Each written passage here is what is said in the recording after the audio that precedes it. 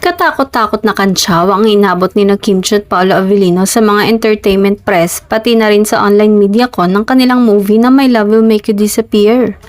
Sa mga nakaraang media con ay diretsong natanong sina Kim at Paolo kung ano na ba talaga ang tunay na estado nila ngayon, lalo pa nga't sobrang dami talaga ng kinikilig sa kanila.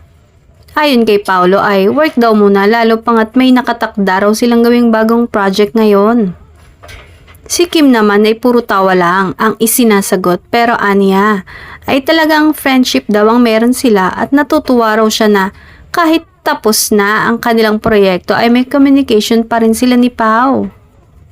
Ang kantsaw nga sa kanila, mabuti pa raw sina Echo at Janine ay umamin na at hindi katulad nila na puro tawa lang sila.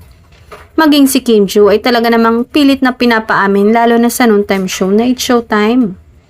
Ayon sa source mula sa Showtime, hindi raw niya alam kung sina Kim at Paolo na nga pero ang feeling daw niya ay may gusto sa isa't isa ang dalawa. At kung may something na daw sa dalawa ay parang may usapan sila bago umamin sa publiko.